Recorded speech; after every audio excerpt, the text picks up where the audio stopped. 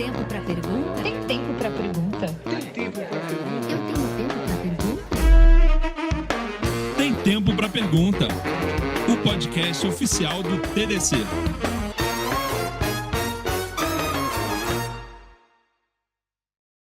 Bom dia, TDC! Não é uma falha na sua Matrix. Sim, o Universo Ágil está aqui atrás, aliás, na frente desse stand, porque hoje nós estamos no Tempo para Perguntas. Hoje nós reunimos um time de qualidade aí para falar, tirando eu, é claro, daqui para lá tem uma qualidade bem aceitável. Mas deixa eu fazer aqui minha apresentação. Júlio Bacchioni, homem branco, cis, cabelos e barbas castanhos médios, escuros. Estou usando um óculos de armação preta e uma camisa, eu acho que bordô, com uma logo do TDC. E eu passo a palavra aqui para esse seleto grupo, esse seleto aqui só com craques do jogo jogado. E falando em jogo jogado, Renato Ucha. Júlio, primeiramente, muito obrigado pelo convite, por estar aqui, para a gente poder dividir e polemizar no dia de hoje, mas uma polêmica boa, que gera insights e que ajuda as pessoas a tomarem decisão. Meu nome é Renato Ucha, sou brasileiro, moreno, careca, sem barba, sem bigode, autor do livro As Chaves para Destravar Sua Carreira Após os 30 Anos. E tô aqui com muita empolgação para ver o que vai sair hoje dessa nossa conversa. Então vamos destravar aí pro próximo, que é o Eduardo Bobsin, a lenda do TDC. Só vou falar isso. O cara tá há 10 anos aqui. Joia, bom dia Júlio. Bom, eu sou Eduardo Bobsin, homem branco, tenho cabelo curto, castanho. Hoje a barba para fazer, tô com uma camisa polo preta com o logo do TDC bordado. E, bom, obrigado pela introdução aí, né? Só para explicar para a audiência, eu estava aqui presente na primeira edição do TDC Porto Alegre, palestrando, e eu não me recordava disso, né? Então, depois foi uma certa surpresa. Eu lembro de estar presente no evento, mas não de ter palestrado, né? Talvez aquele momento de meia-idade, né? Que a gente não é o hábito. Para falar a verdade, é o hábito. Palestra tanto que... É só mais um dia. Um dia como outro qualquer. Mas na maioria dos anos eu palestrei aqui, a maioria das edições. Tá vendo? É o hábito. Eu quero chegar nesse nível. Não, é só mais um dia. Pô, o cara tá palestrando no TDC. Pois é uma lenda, lenda. Ontem mesmo a gente já ouviu aqui, né, que o normal, às vezes, é você submeter a palestra, não ser aceito. O cara tá em todas as edições, é só isso. É só essa brincadeira que ele faz, né? Detalhe. Que bom de ter uma pessoa como essa na nossa tribuna aqui hoje para esse papo que vai pegar fogo. Exatamente. Tomara, né? E vamos falar então do que vai pegar fogo, porque a gente vai falar de problemas, tretas, projetos pegando fogo. Trouxe 2 especialistas de projetos pegando fogos aí pra gente trocar uma ideia. Mas bora lá, vamos falar assim, experiências. Vamos trazer algumas experiências, algumas brincadeiras, algo que aconteceu, histórias, porque é isso que vende no fim das contas. Tragam histórias, vamos lá. Ucha, uma história aí pra contar de um projeto que pegou fogo, algumas... problemas, situações. O que a gente pode tirar de insights dessas histórias? Eu vou trazer aqui, eu acho que dizem que muda o endereço, não mudam os problemas, não é mesmo? Então, é muito comum nas empresas a gente ver ali que tem normalmente alguém com um crachazinho bem pesado, que ele quer tirar toda a responsabilidade do colo dele, então ele vai apertar os times. Crachá do Bobsin no TDC? Oi? É o crachá do Bobsin no TDC? O Bobsin no TDC pesa bastante. E aí o que acontece? Você tem um time ali sobrecarregado e tem alguém lá em cima falando: isso é urgente, isso é urgente, isso é urgente, isso é urgente, isso é urgente. E quando tudo é urgente... Nada é urgente. Nada é urgente. E o time fica maluco, o time quer se expressar de alguma maneira, a pessoa não está disposta a ouvir... porque ela sabe que, enfim, não existe problema até que alguém levante a mão, né? Exato. Então, ela se esquiva, ela sai daqui, sai por lá. E existe ali, claramente, uma briga, uma luta, um modo sobrevivência, que eu chamo, né? O survival mode. Então, é um problema muito comum. Eu acho que é um ponto interessante para a gente trazer aqui. Eu queria muito ouvir o Bobsin. Que solução que você sugere, Bobsin? Olha, a solução tem várias, ela vai depender do contexto que a gente está, né? como a gente estava conversando antes aqui, passa por muitas vezes a gente começar a criar um acordo para buscar resolver um problema, qualquer que ele seja. Como é que você cria um acordo quando a contraparte não está a fim de assinar esse acordo? Olha, primeiro todo mundo tem que começar a enxergar a mesma coisa, porque se enxergarem as coisas diferentes ou a mesma coisa de perspectivas diferentes, dificilmente um acordo sai para resolver qualquer problema. Então é colocar o problema na mesa e buscar ter a mesma perspectiva sobre o que está acontecendo. E uma solução, as propostas de soluções, elas têm que buscar ser ganha-ganha. Então, senão isso não acontece. Não, tem que ter, de certa forma, um equilíbrio e começar a entender melhor o que está acontecendo. E qual que é a melhor maneira para uma pessoa que está ali vivendo e vivenciando esse problema na pele de virar, de repente, para o diretor da empresa e falar, cara, você precisa me escutar agora. Como é que eu chego e falo para ele isso?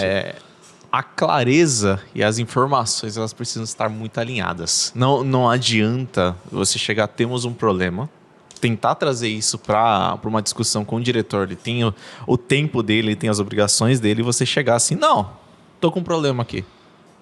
E o Kiko? Eu te pago para resolver. Resolve? Não, mas tá difícil. Não tá difícil. O que tá pegando? O que você precisa? Acho que tem que estar muito claro isso. E eu acho que é o que falta. Essa clareza, esse dimensionamento muitas vezes de que, olha, tá aqui, eu tenho os reports, a gente já está cobrando há algum tempo esse problema, nós já deixamos claro para vocês que isso estava problemático, nós já deixamos aqui várias vezes esse ponto e a gente está evoluindo, está um prognóstico cada vez pior e a gente não está saindo desse problema. Mas aí eu passo para vocês, tá? Vocês veem essa facilidade para chegar no diretor? Porque assim, manda quem pode, obedece quem tem juízo. Vocês acham que assim, a pessoa já está treinada dentro de muitas organizações, eu coloco no contexto geral, tá? Para chegar no diretor e falar assim, estamos com problema? Eu acho que aí eu vou trazer minha visão, sabe? Eu acho que falta maturidade para a maioria das pessoas para ter esse papo reto com o diretor. Em geral, quando eu vou falar com o diretor, eu digo para ele o que eu preciso que ele faça e não jogo o problema no colo dele. Então, sabe o que é? A gente não está com pessoas aqui e tal. Não, cara, eu preciso que você me traga mais uma pessoa. Por causa disso. Você vê que o Ucha, ele não mede, né? Chega no diretor e fala, eu quero que você faça isso pra mim. Pega um café lá. Traz o café junto. Cara, o princípio é o seguinte, eu vou fazer o quê? Perder o tempo do cara? Exatamente isso, né? Esse pessoal de um diretor pra cima, o recurso mais escasso é tempo. Às vezes dinheiro tem tranquilo, é a maneira de alocar ele, mas o que precisa saber é o que eu faço agora, onde é que precisa de uma ajuda, né? Vamos economizar tempo. Então, são pessoas que já estão sobrecarregadas e tem gente abaixo justamente para poder trabalhar para eles, para poder resolver os problemas. Então, a gente chega com a ação pronta, ok, onde é que eu assino? É isso aqui. Traga um entendimento e um racional. Importante. Sem racional, aí... Não é dizer, me contrata a gente. Não, por quê? Isso. Legal. Onde já tentou? O pessoal está trabalhando direito? Como é que tá? Tem espaço? Exatamente. Aperta um pouco mais. Sim. Diz que já tentou alguma coisa, tentou, analisou e digo, olha, a solução agora, o próximo passo é esse. Pronto. Isso é objetividade, é um pragmatismo, né? Para buscar resolver. E leva o risco. E se não contratar, qual que é o risco? Também, né? Contraparte. O que está acontecendo? E aí que vem a questão, tá? Vamos trazer os problemas. Chega na mesa do diretor e fala, não vamos fazer. E aí? Bom, você apontou os riscos. Então, tudo bem. Você está comprado no risco com a gente. E esse risco é um risco que a gente está assumindo. Eu posso mitigar o risco, eu posso aceitar o risco. Eu estou aceitando esse risco. Mas eu quero que todo mundo aqui na mesa esteja ciente que se isso acontecer, a culpa é de todos nós. Exatamente, é compartilhar o jogo aberto, né? Porque todas as decisões elas são trade-offs. A gente sabe, se fizer é isso, mas talvez eu priorizo o budget de um lado para o outro, né, para uma decisão, que geralmente isso está associado a algum investimento, né, alguma decisão nesse sentido, e se não fizer o que acontece? Ou continua acontecendo a situação atual, o problema não se resolve, ou talvez se amplifica. Mas é sempre escolha, toda escolha é uma renúncia de alguma coisa. Agora, olha que interessante. A gente faz muita pessoa aí vindo da área da agilidade, com aquela mania de cerimônias. Mudar o mundo. Cerimônias. Aí você vai pro diretor e fala que tá faltando tempo. Falta recurso, falta pessoas, falta... Bom, mas vem cá, por que vocês estão fazendo tanta reunião? Faz menos reunião. Então, você precisa estar preparado. Não vai ser uma conversa fácil. Exato. E exige maturidade. Eu acho que esse é o grande desafio. É essa maturidade, é ganhar essa musculatura. Agora, como é que você ganha musculatura? Na academia, Olha, todo dia, treinando, começa com 1 quilo, vai para 3, vai para 5, vai para 10, vai para 15, 20 e vai aumentando a carga sucessivamente. Então, primeiro, não desistir. Putz, fui falar uma vez com o diretor, tomei tanta porrada, burdoada, que eu não volto mais. Cara, você já jogou a toalha. É como uma pessoa que quer ganhar musculatura, vai na academia, fica todo dolorido, né? Você puxa a pessoa, não está acostumada. Eu não vou voltar porque eu fico dolorido depois. Então, vai ser uma jornada árdua. Não desista, mas aprenda. Aprenda o que eu não devo fazer. O que eu errei, onde eu errei e o que eu posso melhorar. E volte depois, mas volte já. E isso vai trazendo musculatura, vai preparando você para assumir cada vez mais responsabilidade e, obviamente, cada vez mais alinhar o seu discurso com quem está acima de você. Outra coisa que eu acho que as pessoas podem se valer é peça feedback. Ah, não vou pedir porque o cara é diretor, né? Diretor. Nossa, eu nem imagino falando com ele. Tremem agora, né? Cara, manda um e-mail. Olha, gostaria muito de um bate-papo de 15 minutos da sua agenda para escutar um pouco da sua visão e para entender como que eu posso ajudá-lo da melhor maneira possível dentro da minha área de atuação. Sabe que há um tempo atrás eu fiz algumas mudanças de processos. Estava dentro de uma organização, houve a oportunidade para fazer, né, uma frente de agilista. Nem era agilista na época. Mas algumas mudanças de processo. E uma coisa estava bem safa nessa época. Toda mudança, você precisa ter que ouvir os feedbacks. E às vezes a mudança dói. Primeiro ela dá problema e depois ela chega numa solução, né? A gente tem aquela curva lá do Kaizen, né? Curva J. Exato. E aí entra num ponto que eu queria entrar. Só um parênteses. O que é curva J para quem não entende? Boa. Então deixa eu explicar. A curva J, ela representa o desempenho ao longo do tempo quando a gente faz uma intervenção, uma mudança, né, uma suposta melhoria. Então, ao longo do tempo, a gente tem uma certa performance e essa performance ela decai porque a gente está introduzindo, né, uma mudança no ambiente, no contexto, no processo, e a performance cai e depois ela começa a recuperar e ela sobe decorrente dessa, como resultado da melhoria. Então, ela tem o formato de um J ao longo do tempo. Tem uma coisa interessante. E vai para um novo patamar. É expectativa, né? Claro, ela vai, é a expectativa de que suba. Exatamente, a expectativa é que ela suba. E aí, um outro ponto interessante dessa análise é qual é a profundidade desse J, ou seja, qual o tamanho da turbulência que a gente vai causar com a mudança, que isso representa a paciência de uma diretoria com a queda de desempenho por causa daquela mudança que a gente faz. Qual é a tolerância, né? Então, o agente de mudança ele não pode provocar um J muito grande para que ele não seja defenestrado também. Agora, vem cá. Eu vou numa reunião com o meu diretor. Eu falo da curva J para ele? Não fala. Tá e esse é um ponto interessante, porque essas são ferramentas do agente de mudança que ele conhece. Então, como a gente vai o mecânico ele nos conta todas as ferramentas que ele usa para mexer no nosso carro. Pô, mas vamos lá, eu desconfio até do mecânico. Eu não tenho conhecimento, eu levo lá assim com a pulga atrás da orelha. Pô, será que o cara tá me falando a verdade? E sempre que o mecânico começa a achar muito problema, eu acho que ele não é. Vamos falar de outra profissão. Né? Vamos falar do médico. A gente pergunta tudo, o médico nos conta tudo que ele vai fazer. Isso eu tenho até medo de escutar. Tudo bem. É diferente a abordagem, né? Todos os equipamentos, todas as técnicas, todos os acessórios que ele usa numa cirurgia, não faz. Então o exemplo da curva J, para quem está entendendo aqui, né, ele é uma ferramenta de conhecimento do agente de mudança para que ele entenda aonde ele está se metendo e o tamanho do impacto que ele causa. Então, é um conceito que usa para monitorar e para entender que não deve causar uma mudança muito profunda e ela tem uma consequência. Uma Certo? coisa que eu gosto quando eu vou levar esse tipo de proposta é de preparar quem está na mesa para potenciais problemas e mostrar que a gente já tem plano de mitigação.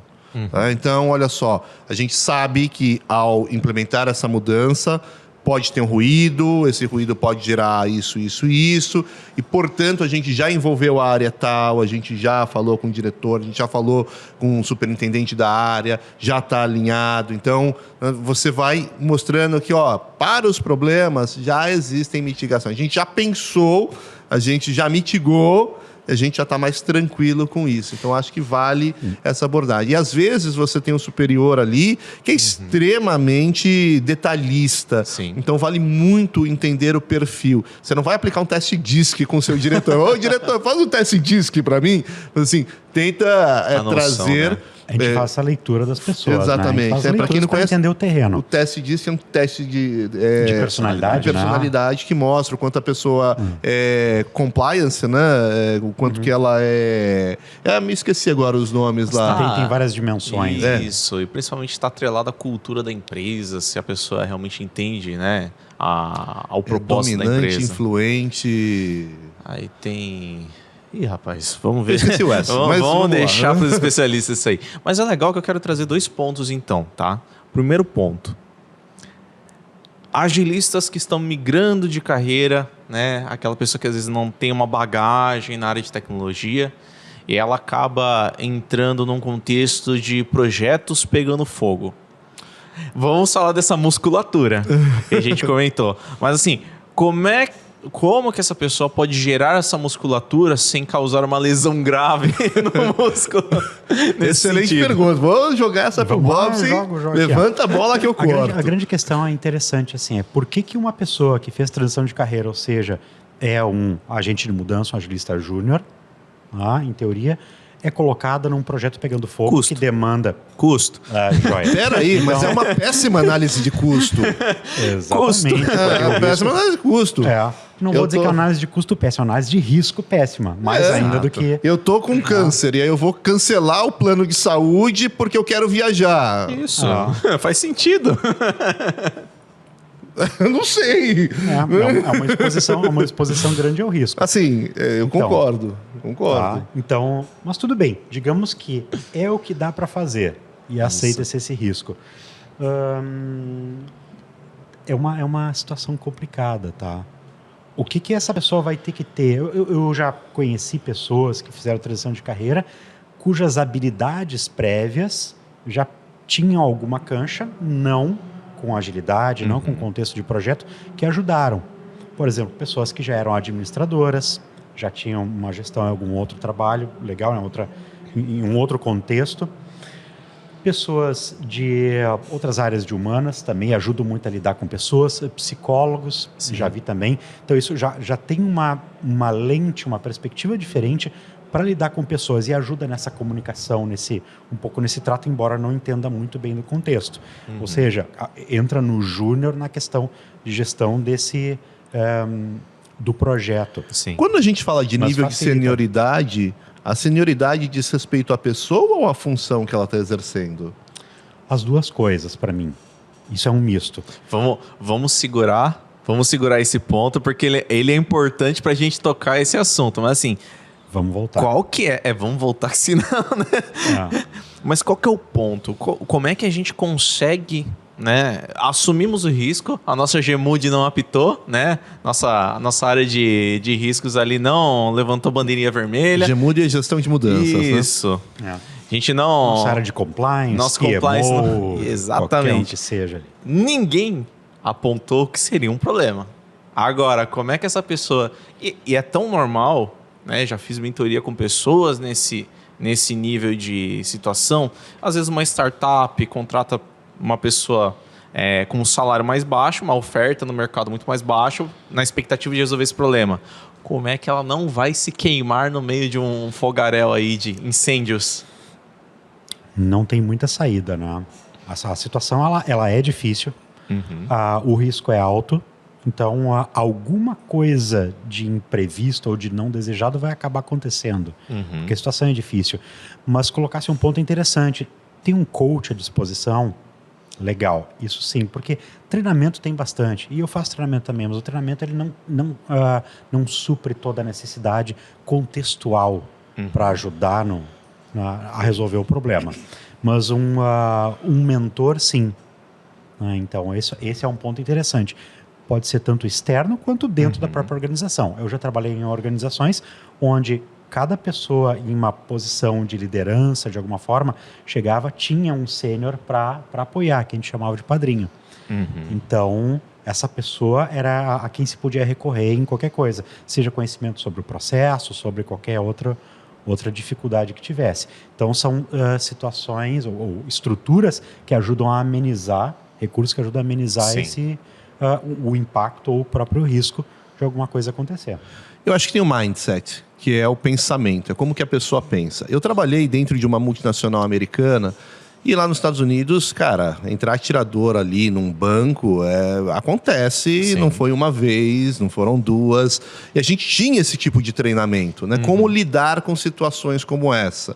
Então, primeiro, entrou um atirador, o que você vai fazer? Você não vai reagir, a não ser que a sua vida esteja em iminente risco. E aí eu trago um pouco desse conceito, óbvio, resguardado as proporções, para esse profissional. Eu estou num ambiente que está incendiando. Cara, eu vou tentar até o momento que eu ver que vai pegar fogo, eu vou me queimar. E se vai pegar fogo, eu vou me queimar, cara, é pensamento. Eu vou resolver isso. Como? Dando o primeiro passo. Como é que a pessoa que recém entrou tem esse mindset? E muitas vezes não tem. Esse é o ponto. Que é o que a gente falou antes, né? que é a falha da contratação. Sim. Se eu coloquei uma pessoa não preparada, pode ser por N razões, pode ser uma questão de startup com baixo orçamento, pode ser... Aí a gente sabe que tem algumas deturpações, tem alguém porque foi indicação, foi recomendação, quiseram satisfazer outra pessoa, tal. Mas essa pessoa vai ter que se mexer, cara. E se não é dentro da empresa, sai pedindo ajuda, cara. Peça ajuda, não tenha medo, não tenha vergonha. Quantas pessoas já mandaram, pessoas que eu nunca vi na minha vida, de repente mandando mensagem no meu LinkedIn, falando, Uxa, escuto você falar umas paradas aí, eu acho que tem sentido, né? Pô, você consegue me dar uma ajuda? Eu não vou dizer não, cara. A não ser que eu esteja com minha agenda muito ferrada. Mas uma pessoa que já teve a cara de pau de mandar uma mensagem para mim, é porque ela quer essa mudança. Exato. Não é porque ela precisa. Precisar, muita gente precisa. Mas quem de fato quer? Mas tomou essa iniciativa, né? Tomou a iniciativa, cara. A pessoa teve a iniciativa de entrar em contato comigo. Cara, apesar da mentoria, eu não vou cobrar para falar 15 minutos com a pessoa. E de repente ali, cara, eu vou trazer 3, 4 insights que, vai, assim, dar uma clareza muito grande de qual que é o meu próximo passo, o que eu faço. E outra, a gente estava falando do Kinevin aí, dos estágios. Cara, no caos, o que você faz? Você só responde. Você responde, cara. Então, assim, qual que é a primeira ação que eu vou tomar? E se vai dar certo ou não, eu vou saber depois. Exato. Agora, tá no caos. Tá no caos. Agora, maturidade é muito importante. Exato. Né? Maturidade é muito importante. Agora, tem cargos que são chaves. Botar um CEO despreparado, você quebra a empresa. Botar um profissional despreparado para lidar com situações de incêndio, coloca projetos e talvez até a empresa em risco se ela for pequena. E até abrir um parênteses, né? É muito comum, dentro de contextos de startup, nós temos um cara que ele é o excelente profissional operacional, mas ele não foi treinado para ser, né, tático ou até estratégico. Então ele acaba sendo aquele profissional que ele era muito bom e de repente ele sobe e vira aquela tartaruga em cima do poste. Já viu esse termo? Você tocou num ponto que eu acho crucial, cara. É o seguinte, a gente tem muito esse pensamento, que para mim é um pensamento já atrasado, de que a pessoa está a serviço da empresa e que a empresa vai determinar o que ela vai fazer. Aí você pega esse excelente profissional do operacional e fala, agora você vai subir aqui, vai assumir uma posição de liderança. Mas o cara não quer. Ele quer ser reconhecido como especialista, ele gosta disso. Já cansei de ver desenvolvedor que virou coordenador, que virou gestor e que é um gestor insatisfeito. E de abrir, assim, o coração e falar pra mim... É raro, mas acontece muito, né? Puxa, eu não tenho tesão pela coisa que eu faço, cara. Eu gosto de pôr a mão no código. Sim. Eu gosto de resolver esse tipo de problema. E dá o problema, eu ponho o meu fone de ouvido... E, cara, feliz ali, né? Em 4 horas o problema tá resolvido. Agora você fala, vai cuidar do time. Pô, eu não sou um cara duro pra ir lá e falar, Júlio, desliga isso aí, volta pro trabalho aqui, por favor. Eu não tenho esse perfil. Eu não sei ser duro com as pessoas, sou bonzinho demais. Sim. Então, por que eu não posso, dentro da minha área de especialidade, ser esse especialista e ter um salário correspondente com a pessoa que foi para a área de gestão? Então, existem anomalias no próprio processo de algumas empresas que criam esses profissionais frustrados, Exatamente. mas que estão lá porque querem ganhar mais. E aí eu quero fazer aquele gancho, mas por favor, Bob, sim, termina aí. Não, eu acho um ponto interessante, trouxesse bem, Júlio, a questão de startups. Isso é muito comum. Então, o meu trabalho é muito ajudar startups e scale-ups a resolver esse tipo de dor ao longo do caminho, porque a pressa, Sim. obviamente a pressa, é um contexto muito dinâmico, um contexto de muita incerteza e de decisão que precisa ser tomada logo. Diferente de um movimento de empresas maiores, de multinacionais, onde o timing é outro, né, da decisão, dos movimentos, das ações. Então, nessas empresas, muitas situações eu já peguei, o crescimento foi rápido, então promoveram pessoas, precisaram contratar rápido, e a empresa em um ano dobrou de tamanho. E aí o processo não suporta, a cultura não suporta aquilo, a nova estrutura. Então, o número de pessoas, a quantidade, a dinâmica dos grupos, dos times, das equipes, ela não foi devidamente apoiada pelo mecanismo de decisão e de atuação. Então, muita coisa que eu já vi fica na cabeça dos fundadores ainda, a decisão fica muito centralizada, né? As pessoas não têm tempo de aprender as coisas, porque também não há uma estrutura. Sim. Então, muito caso acontece dessas dores do crescimento, é crescimento rápido, de um modo menos ordenado do que precisaria ser. Então, às vezes aí acaba criando mais desperdício, né, por uma decisão antecipada ou apressada do que deveria ser. Né? E aí gera esse caos que a gente está vendo. E eu vou até além, Bobson. Uma coisa que me preocupa quando você tem um crescimento muito rápido, uma carreira onde você cresce muito rápido. Tem tanto a do profissional quanto a da organização. Isso. Então, um puxa o outro, né? Normalmente a organização começa a crescer demais. Né? Da senioridade que eu queria entrar, Sim. né? Exatamente. Até interessante, para quem fazer um parênteses nesse gancho, a minissérie que fala do Spotify no Netflix, que é o The Playlist, agora não lembro o nome em português, mas é interessante. Então, daqui a pouco as pessoas que entraram 6 meses atrás já são diretores, vice-presidente de alguma coisa, já são promovidas assim. Isso muito interessante. Isso me preocupa por um lado, porque eu acho que tem muita gente hoje assumindo carreiras de gestão que vão lidar com pessoas e que não tem musculatura para isso. Exato. Exatamente. E vai gerar um problema nessa equipe muito grande. Pode gerar. Né? Claro. Pode gerar Não vamos subestimar, mas tipicamente acaba gerando. Isso. Eu não tenho musculatura suficiente para assumir aquela posição. Sim. Muitas vezes é uma pessoa que entrega muito e ela foi promovida e chegou lá porque ela entrega demais. E ela vai querer puxar todo mundo no ritmo dela, sem entender que as pessoas têm ritmos próprios e que existem outros caminhos de se chegar à mesma solução. Isso cria estresse na organização. Exatamente. Esse é um ponto que eu chamo a atenção. Exige musculatura.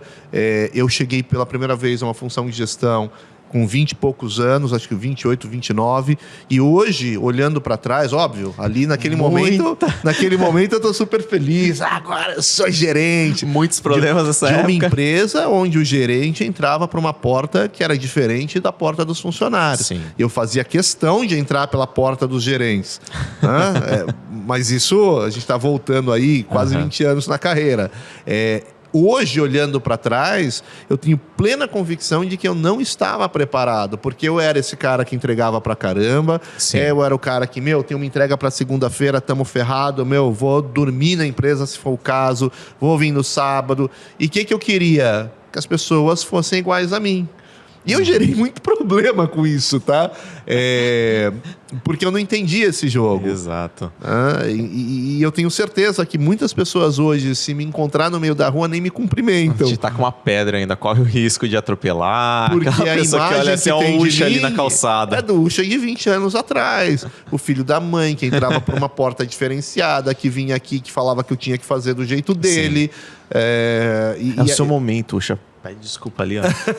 Desculpa, pessoal. Opa, Tá nervoso aqui. Fiquei irritado aqui.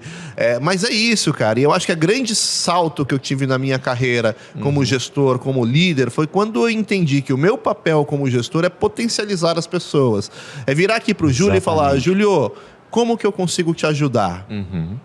Mas você não acha que assim, ó, isso é uma mudança até de paradigma no mercado? Porque há 20 anos atrás não era assim.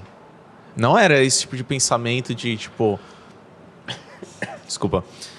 Me fala como eu posso te ajudar a crescer. Mas eu acho que os autores já vinham falando isso. Se você pegar a literatura... Será que só mudou então para... O que eu tenho visto... Pode falar, Bob. Não, eu queria dizer, Kotler falava... Kotler, né? E isso tem 70 anos. 70 anos atrás.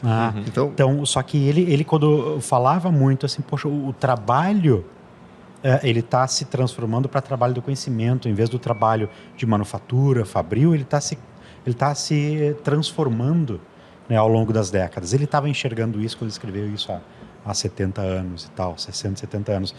Então, ele tinha uma noção disso. Só que, claro, é um ponto, uma frase interessante que eu gosto, né? Todas as grandes verdades começam como blasfêmias. Né? Naquela época, isso deveria ser uma blasfêmia, mas ele era um cara já importante, né? Mas as pessoas não enxergavam isso ao redor. É só quem entendia o ponto que ele estava fazendo. Que hoje, depois de um tempo, essas blasfêmias amadurecem, né? E viram verdades e a gente entende. Então, faz parte do contexto. Mas, claro, tem situação um pouco para cada coisa. Sim. Depende desse contexto que a gente está. Mas hoje a gente vê, porque a maioria do trabalho que uma certa categoria de profissional faz, ela é sentada na frente do computador com trabalho intelectual, né, trabalho do conhecimento, que a gente depende dessas pessoas colaborarem, Bem-estar dela. pensar, sim, ter uma experiência e conseguir jogar isso com menos preocupação. Então, porque se eu estou preocupado com a minha segurança ou a possível falta de segurança no meu contexto, no meu trabalho, eu não vou conseguir produzir a mesma coisa. A tal pirâmide de Maslow, né? Falando de Maslow, perfeito. Agora, se eu tenho também tem outro trabalho muito legal, que é do Ray Immelman, que ele fala dessa sociologia das pessoas. Então, ela tem a ver com o Maslow, mas onde eu digo que se a pessoa está insegura, o indivíduo está inseguro, ele não consegue trabalhar direito ou colaborar, porque ele anda sempre desconfiado. Porque ele não sabe se ele vai ser demitido amanhã ou não, semana que vem. Agora, se ele tem uma segurança, né, os indivíduos têm uma segurança, eles conseguem colaborar melhor, porque aquilo não toma parte do pensamento dele durante o dia, porque ele tem uma garantia, uma segurança de que cada palavra que ele faz não está sendo monitorada, né, e que possa gerar alguma coisa contra ele. Apontamento de dedo, né? Isso, é a cultura da culpa, do apontamento de dedo, né, de poder errar ou não. O errar, ele é uma oportunidade de aprendizado ou ele é uma oportunidade de demissão? Como a gente estava falando um ponto também. muito importante, Bobson. E aí eu quero chamar aqui a atenção, porque a gente fala muito de errar, que errar é importante, a gente quer aprender com os erros. Ótimo. E uma coisa que eu tenho falado reiteradamente é que você continuar persistindo nos mesmos erros, isso é intolerável. Isso. Então, cuidado quando a gente fala de cultura de erro, que as pessoas ficam aplaudindo que tem bug toda release, né? Ai, que bom! Não é Somos isso. humanos. Corrigir, né? O erro não é para ser venerado, ele é para ser encarado como fazendo parte, mas tem que ter uma ação para isso. A ação é correção de um problema, E uma ação para que não... Para que não se repita, é como repita. correção do problema, né? O Exato. que leva a esse erro? Tem um problema. Então, a Exatamente. manifestação do erro é uma coisa, mas o que causa ele? Vamos atrás da resolução de uma causa raiz e trabalhar isso? Legal, oportunidade de aprendizado. O que eu mas falo não do- esconder, né? Quando a gente falar esconder o erro, porque Sim. isso na cultura é mal visto. Todo erro é mal visto. O que eu gosto de falar de erro é que o erro bom é quando é uma hipótese. Eu levantei uma hipótese, fui construir a hipótese e ela mostrou que não foi validada. Esse é um erro bom. Esse é um erro bom. Porque toda hipótese gera aprendizado, por natureza, né? Por definição. Ela é para aprender alguma coisa. E agora, a gente está falando de hipótese, a gente está no ambiente aqui mais de aprendizado. Exato. Se você tá, vou até olhar aqui para a câmera, se você tá no seu trabalho, cara, não vira pro teu chefe e fala que vai testar uma hipótese. Não é sempre assim, né? Ó, Não muda dá pra o virar. vocabulário. Diz que essa é a sua aposta. Uma inovação. Essa é a minha aposta. Estou trazendo uma inovação, uma Essa é a minha O aposta. poder das palavras, né? É isso. De como a gente encara. Essa é a minha aposta. E se o teu chefe te questionar, fala, você também não tem a resposta. Essa é uma aposta. A gente vai ter que apostar. Você tá comigo nessa? Eu quero você nessa. Agora o ponto é interessante. Como é que a gente monta um plano e diz assim, ela é uma série de apostas, porque a gente tem um monte de incertezas aqui. Legal. Perfeito. Então todo plano, ele depende de algumas premissas que a gente não tem muita certeza. Legal, joga na mesa. Vamos lá? É uma série de apostas. O bom é quando, no meio do caminho, a gente pode aprender com o resultado de alguma aposta intermediária. Isso. Isso é bom. Mas esses são os erros bons. Exatamente. Mas isso tem que estar alinhado com o Claro, pessoal. o alinhamento é Né? Esse é o fundamental. alinhamento. Então, dizer, tá clara a mensagem, tá clara a abordagem, legal. Então, o erro intermediário vai provocar uma revisão de estratégia, de plano, de abordagem. Legal, isso é um aprendizado. Por quê? Porque a gente não tem todas as respostas. E um ponto interessante, se a gente tivesse todas as respostas, a gente não teria vantagem nenhuma. A gente estaria num commodity. Isso. E aí a gente só O compete chat por GPT preço. resolveria tudo. Não Exato, precisa nem se de tivesse pessoas mais. A Exato, gente tá então, num... pelo menos Exato. ele tem. Então, o risco está em não saber as respostas e a gente conseguir bancar uma aposta. E aí que está o retorno. Então, no momento que todo mundo entende, principalmente nossos chefes, né, nossos superiores, entendem que o retorno está em fazer uma aposta, né, e trabalhar para ter o resultado positivo dessa aposta, legal. É aí que está o retorno. Eu já parei reunião. Que era o seguinte, cara. Essas histórias, vai. É sobre isso. No meio da reunião, apresenta um plano. Cara, o diretor começa a pôr um monte de situações. Eu falei, nem eu nem você temos a resposta. Nessa aí, você acaba colocando um dedo numa ferida que ela é muito importante, tá? Porque eu vou repetir essa frase. Manda quem pode, obedece quem tem juízo. E vem essa questão da senioridade. Qual o nível de senioridade que alguém vai ter para olhar para essa situação e falar isso que você falou?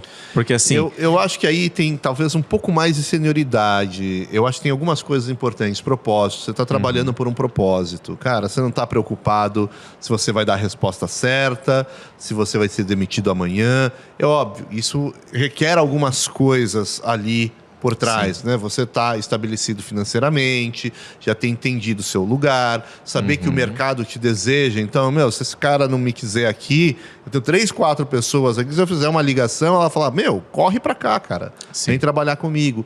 Então, é todo um trabalho, e eu conto muito isso no livro, As Chaves para Destravar a Sua Carreira. Você precisa ter um propósito, você precisa estar movido a alguma coisa para você estar ali. Senão você abaixa a cabeça e vai cumprir ordem e vai receber seu salário no fim do mês. Perfeito. Então, primeiro, propósito. Segundo, mindset, cara. Eu tô aqui para ajudar a gente a resolver problema. Eu não tô aqui para salvar salário. Eu tô aqui para ajudar a companhia a ir para um outro patamar. Eu tô aqui para ajudar você, diretor, virar superintendente, virar sócio da empresa, para que eu também possa crescer.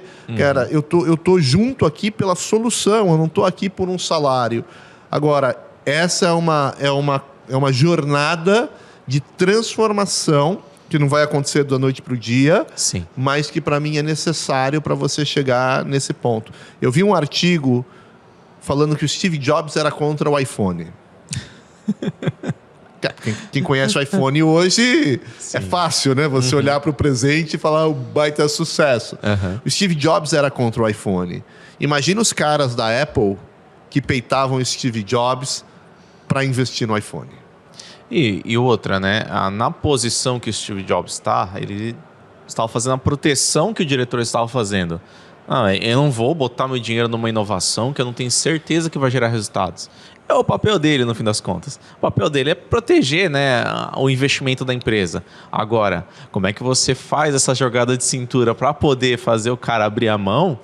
O cara é treinado para ter uma mão de pedra, né? Para segurar ali o dinheiro até a última. Nesse caso específico, né? Depois a gente, em retrospecto, a gente pode entender um pouquinho como fizeram, ou como provavelmente aconteceu, para chegar no iPhone.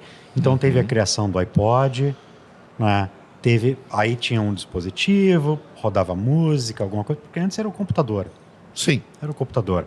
Aí depois eles testaram protótipos antes na história, vários dispositivos menores, e isso foi ajudando a iterar, até que chegaram no formato do iPod. É um dispositivo específico que tinha um propósito, né, de tocar música.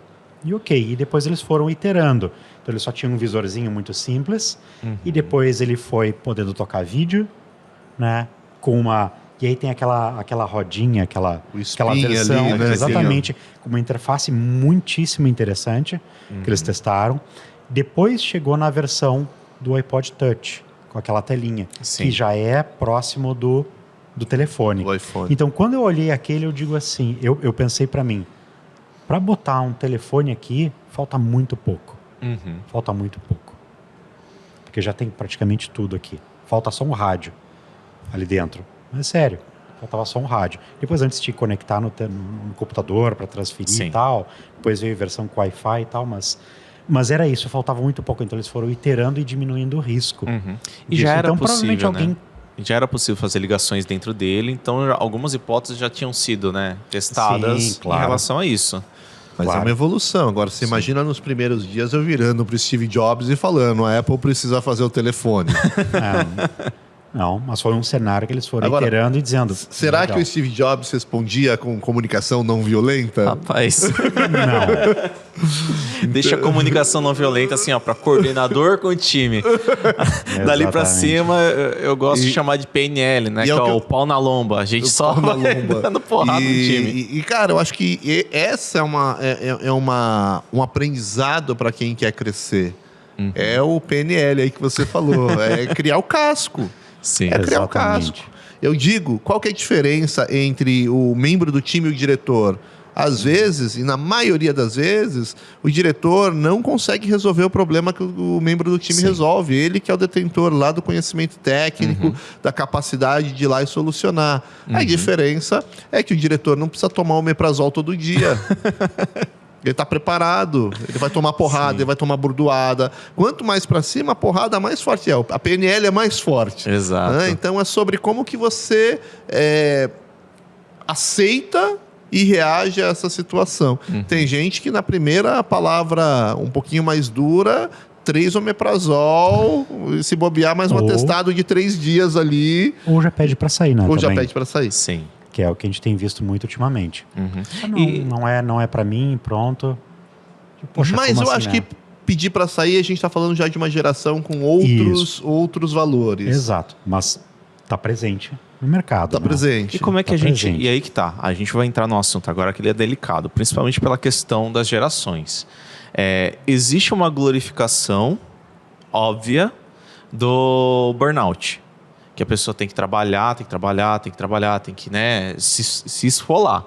Como é que a gente faz essa delimitação do que é a glorificação do burnout e o que é esse desenvolvimento do casco, do desenvolvimento da musculatura? Vamos lá. Acho que burnout tem muita confusão. Eu sou apaixonado por uma autora chamada Liz Wiseman. E antes que minha mulher aqui queira acabar o casamento, né, não é uma paixão ali... intelectual. Mas é pelo conteúdo e pelos estudos que ela traz. E ela traz um estudo muito importante sobre o burnout. E o burnout não é sobre excesso de trabalho, é sobre falta de impacto. É quando você trabalha e você não vê impacto naquilo que você faz. É quando você sente que você está dando volta em torno de si. Isso traz o burnout e não o excesso de trabalho. Então, acho que esse é o primeiro parênteses que a gente tem que fazer aqui. É revisar o seguinte, né? Eu estou fazendo algo que eu vejo impacto no que eu faço e como que eu posso ver mais impacto no que eu estou fazendo. Porque é isso que vai livrar você do burnout. Uma pessoa que entra... Eu trabalhei numa empresa que é conhecida como uma empresa que esfola as pessoas. A gente estava conversando sobre isso ontem. Sim, e que é o seguinte, cara, a pessoa trabalha 12, 14 horas por dia. As pessoas pensam, vai ter burnout. Mas quando a pessoa está trabalhando 12, 14 horas por dia, engajada num lançamento de um produto que muitas vezes é por uma causa que ela defende, não tem burnout, tem satisfação. Então, esse é um parênteses para se fazer quando a gente fala de glamorização do burnout. Né? Então, assim, glamorizar, você trabalhar sem impacto, eu acho que isso não tem que ser glamorizado. Sim. E outra coisa, produtividade não é sobre trabalhar longas jornadas, é sobre você entregar aquilo que você se comprometeu. Então, cuidado se você não está se comprometendo com algo que é irreal. Afinal, você não cresce se você não se comprometer. Se você não se esforçar um pouquinho, não tem crescimento óbvio, né? Não Perfeito, tem desenvolvimento. perfeito. Isso é desenvolvimento do próprio cérebro. As sinapses só vão serem criadas se você está desafiando o seu cérebro todo dia. Eu brinco. Quem dirige? Acho que você aí que está assistindo, escutando também, dirige carro. O que acontece? Você, no primeiro dia que você tirou a habilitação, você foi pegar o carro sozinho pela primeira vez. Como é que estava seu braço e sua perna? Bambo tremendo. Né? Você fazia microcorreções no volante para tentar garantir que o carro estava... Parece que tá andando de bicicleta, né? Isso. Aí, depois de 5 anos de dirigindo, você está no automático. Às vezes você erra a entrada porque seu cérebro está dirigindo por você. Agora... Só se muda, até vai para casa antiga, né? Exatamente. Por quê? Porque você caiu no automático. Já é o seu sistema, o seu subconsciente trabalhando. Agora, se você pegar e ir com o seu carro para uma região, por exemplo, onde tem nevasca, onde tem... Vai dirigir numa nevasca, você vai voltar... Adaptar. A atenção é redobrada, né? Triplicada. Você vai voltar ao que você era antes, ali com medo de dirigir. Né? Até mesmo uma chuva de granizo. Então, assim, você precisa estar o tempo todo se desafiando para que o seu cérebro continue crescendo e não faça o movimento natural do ser humano, que é chegar numa idade e você começa a definhar. Né? Então, é muito importante que a gente se autodesafie todos os dias. Isso vai trazer casco, isso vai trazer sabedoria, isso vai permitir que você cresça. Então, se você está sentindo que você está dando volta em torno de si próprio, né? Tô correndo atrás do rabo, não estou vendo impacto, começa a se desafiar. Vai fazer um curso com Bobson, né, Bobson? Vai fazer um treinamento com Bobson. Vamos lançar aquele cupomzinho de desconto agora, aproveitar a audiência. Claro. Dá aquela segurada, vamos deixar o Ucha terminar o pensamento, aí você já manda aqui o cupom. Vamos lá. Então vai fazer um curso, vai fazer um treinamento, vai experimentar, vai colocar isso que você aprendeu em prática, nem que seja dentro de casa. Eu escuto as pessoas falar, mas nenhuma empresa me dá chance, me contrata para eu fazer. Cara, começa em casa, começa no seu ambiente, começa onde você tem controle. Como você se organiza, por exemplo, para fazer compra no mercado? Sei lá, eu pego o carro, vou no mercado e volto para casa e percebo que esqueci metade das coisas que eram importantes e necessárias, porque eu me distraí lá no corredor da bolacha, às vezes é mais saudável, né? Eu me distraí lá no corredor das comidas saudáveis. E então, assim, comece a utilizar dentro do seu contexto, dentro de casa, nas visitas. Eu faço churrasco, como é que eu organizo? Eu faço uma lista, eu sei quantas pessoas vêm, eu peço confirmação, eu tenho uma lógica para saber quanto de carne eu vou comprar, quanto de salada eu vou comprar, quem vai trazer arroz, quem vai trazer a maionese, quem vai trazer a salada. Então, assim, começa a trazer para o seu dia a dia e começa a usar, começa a fazer as coisas diferentes. Mas não tem nada, você usa relógio, põe o relógio de ponta cabeça, vira ele, começa a olhar as horas e ponta cabeça. Você está desafiando o seu cérebro. E sempre que você vai desafiando o seu cérebro, você vai subindo um degrau para te tirar dessa situação de falta de impacto, que é o que vai gerar o burnout. Sim. É isso. Perfeito. Acabou, né? Podemos ir embora agora? Não, Bobson Por favor, Bobson. vai deixar ali. Não, tem um ponto interessante também que eu queria trazer, um contraponto, Ucha. É que eu vejo que o burnout, por mais que às vezes a gente se identifique e tenha e perceba o impacto, às vezes ele pode ser excessivo também e a situação pode acabar sendo abusiva. Então eu já tive experiências assim, não comigo exatamente, mas com colegas em projeto do lado onde eles entendiam o impacto, entendiam o que estavam fazendo, mas o pessoal estava trabalhando já há mais de 6 meses, sábado e domingo, 12 horas por dia. Então, não, por mais que gostassem, né, já era demais. Então, muita gente...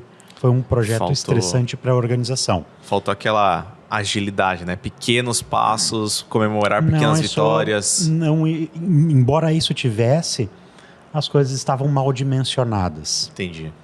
Então, as expectativas não estavam adequadamente alinhadas. Então, a última milha, o último recurso era depender de esforço heróico do time. Então, isso gerou muito problema de qualidade, impacto, né, outros aspectos que acabavam cada vez complicando a situação. Então, esse é um ponto. As pessoas gostavam da empresa, mas chegou um momento onde se perdeu o controle. Então, tem esse porém, às vezes, que eu já vi acontecer. E eu acho, assim, ó, minha experiência em relação a isso, toda essa questão de realmente, quando você sente que está mudando, está tendo um propósito, você começa a gerar em si uma satisfação de estar fazendo aquilo, você começa a se puxar, a se colocar até... É claro, cansaço vai existir, às vezes um esgotamento, às vezes é necessário, tipo assim, chega no fim de semana, você está pensando em trabalho, putz, desliga, para, né? Sai dessa, não cai nas armadilhas também desse workaholic maluco que as pessoas vivem. Mas eu já presenciei situações parecidas em que justamente a falta de objetivos claros, de se olhar para onde se quer ir, foi o que frustrou. Por isso que eu falo assim, às vezes comemorar pequenas vitórias, e foi umas experiências que eu tive, de cara, a gente não vai poder comemorar o todo desse projeto porque nem a gente está orgulhoso do que a gente fez. Mas a gente vai se orgulhar talvez do crescimento, né? O menino da minha equipe começou como um desenvolvedor back-end, de repente virou front-end, se desafiou nessas pequenas coisas. Aí eu acho que existe efetivamente uma saída dessa glamorização e a gente começa a gerar talvez essa musculatura, esses desafios do dia a dia, principalmente no contexto, né, de software, de projetos de tecnologia, produtos digitais, que é o meio que a gente vive na maioria dos projetos. E olhando para isso, tudo isso que vocês falaram, me leva a crer que a gente tem problemas estruturais, né, dentro de organizações por pontos de falta de planejamento, óbvios, né? Tudo vira urgente quando você não planeja, né? Tirar das costas, que a gente estava conversando antes, tem que tirar das minhas costas e botar em produção logo. Então o gestor acaba, né, por falta de experiência, não replanejando, não, no caso do Bobson, não olhando a longo prazo, não dimensionando as entregas. O projeto parece que ele vira sempre um eterno MVP, né? A cada dia a gente vai lançando uma nova feature, não vai vendo isso gerar um retorno. Então vai chegando no fim de todo esse desenvolvimento e a gente não vê resultado. A gente pode comemorar, sim, de fato, o ser humano, mas as organizações, elas tendem, então, a ter esse processo de dificuldade por falta de planejamento, por falta de escopo, até dinheiro, né? E tudo isso acaba gerando, talvez, esses incêndios que a gente vem comentando nesse bate-papo, né?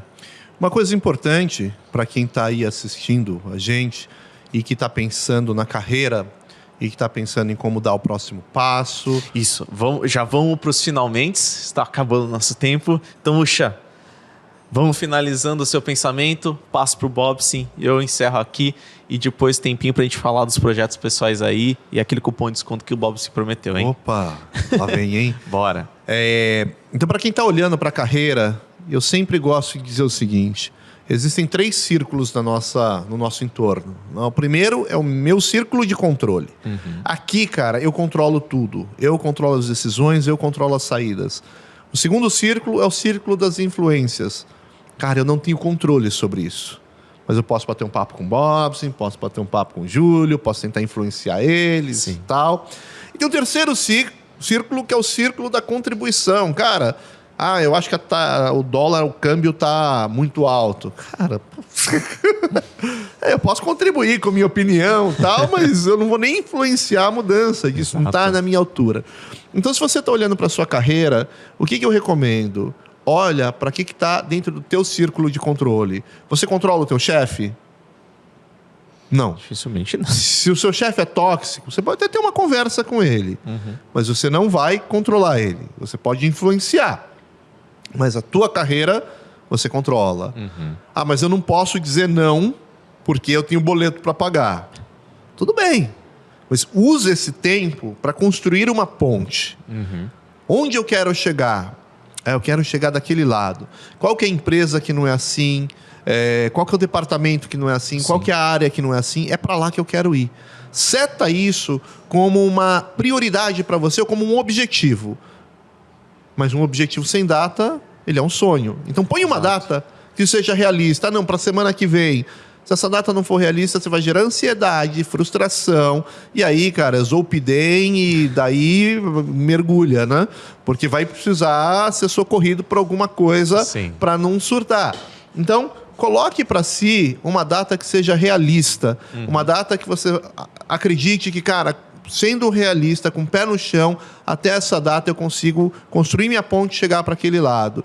E usa parte da receita que você está recebendo hoje, do seu salário, fazendo algo que não está te satisfazendo, que você sente que o clima organizacional não é legal. Usa parte dessa receita para construir essa ponte.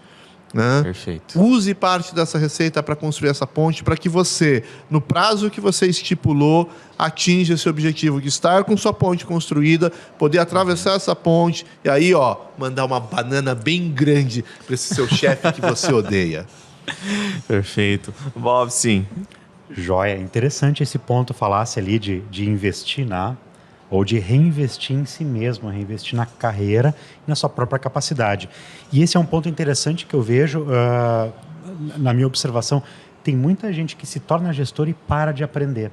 Acha que é da empresa a obrigação a partir de agora, né? Ou da empresa, perfeito. Então, coloca o controle da sua carreira, do seu desenvolvimento na organização, e ficar à mercê do que a organização oferece, certo? E não vai atrás de alguma coisa que acredita, né, ou que entende ser importante para si, mesmo que seja diferente do que a organização busca, para trazer alguma coisa nova para lá, ou para buscar uma outra oportunidade. Não tem problema nenhum nisso, né, porque a gente tem que ser dono da própria carreira. Joia? Então, e aí o que eu falo aqui é dos meus treinamentos, que, embora tenha um foco específico em técnica, mas é um treinamento de gestão, é um treinamento de liderança. Como é que a gente toma as rédeas do time, do processo e traz melhoria? Como é que a gente consegue organizar esse tipo de melhoria? Né? Então, como é que a gente resolve os problemas, como a gente estava falando, né, há pouco aqui, como é que a gente entende os nossos problemas, o problema do nosso contexto profissional de uma ótica diferente e consegue buscar soluções diferentes. Porque a gente está olhando com um prisma diferente. Certo? E aí a gente consegue trazer soluções diferenciadas. Então, basicamente isso. Então, segue lá o cupom. Até o final da semana, até essa sexta, vai para o ar aqui, 40% de desconto nos treinamentos. Me procura no LinkedIn, Eduardo Bobsin, vai estar lá. Como é que escreve Bobsin? B-O-B-S-I-N. Né? B-O-B-S-I-N. Isso, tinha um jogador do Grêmio aqui, né, que era Bobsin também. Então tem muita gente que pergunta se era parente. É verdade. Então tem gente que me pergunta parente. Mas se me acharem com cara de algum senador por aí e tal também. Não mexe com essas coisas. Não, assim, mas já fui confundido já várias vezes. Né, tranquilo. Mas não tenho nada a ver com isso. Né? Mas bom, tá lá, pessoal. Procure o treinamento, fale comigo, adoro bater um papo, quer trocar uma ideia, uma ajuda, aproveita o treinamento. Já tem turmas agora, no finalzinho do ano, aproveitar as últimas turmas, olha só, de dezembro. Então, chega lá, troca uma ideia e descobre como é que a gente pode melhorar a carreira, melhorar a forma de resolver problemas. Puxa, um minuto. Livro, bora. Vamos lá, para quem tá aí buscando, destravar sua carreira, ir para um outro patamar, sabe? Tudo que a gente falou aqui, ter mais saúde emocional, equilibrar tempo pessoal, com trabalho, ter uma receita maior, receber um salário maior, poder não se preocupar com as despesas, poder viajar com a família, estar mais próximo dos filhos. Olha, dica de leitura: As Chaves para Destravar Sua Carreira Após os 30 Anos, disponível na Amazon. Entra na Amazon ali, procura ou por Renato Ucha, pelo título do livro, que você vai encontrar. E olha, se você, poxa, agora eu sei, tá difícil, não consigo comprar o livro, eu quero trazer aqui para você um desafio.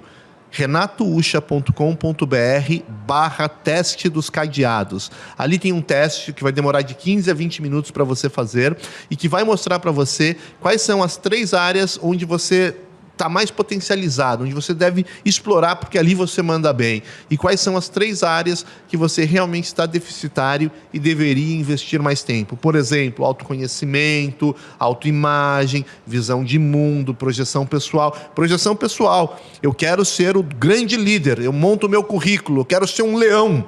Aí o meu currículo tá lá, currículo leonino. Aí eu chego aqui na entrevista, a primeira pergunta que você faz para mim... Miau... E aí, cadê a projeção pessoal? Será que você está transmitindo aquilo que o teu currículo transmite? Então, esse teste, renatoucha.com.br/teste dos cadeados, vai ajudar você a entender e a se posicionar de melhor forma possível. Agradeço. Perfeito. Agradeço o espaço, agradeço ao TDC, aliás, fantástico evento aqui em Porto Alegre. E é isso aí, muito obrigado. E finalizando aqui então, antes que o pessoal da técnica arranque meu pescoço, a gente vai finalizando aqui. Universo Ágil, acessem as nossas redes sociais. Tem o Renato Ucha lá, tem o Eduardo Bobsin, fazem parte aí do corpo de especialistas do Universo Ágil. Siga a gente nas redes sociais e siga-me também nas redes sociais, Júlio Bacchion. Eu não estou oferecendo curso, não estou oferecendo treinamento, mas bora nos conectarmos e falar mais. Vamos lá, vamos destravar agora. Então, destrava! Valeu! Tem tempo para pergunta? Eu tenho tempo para pergunta? Tem tempo para pergunta? Eu tenho tempo para pergunta? Tem Tempo para Pergunta, o podcast oficial do TDC.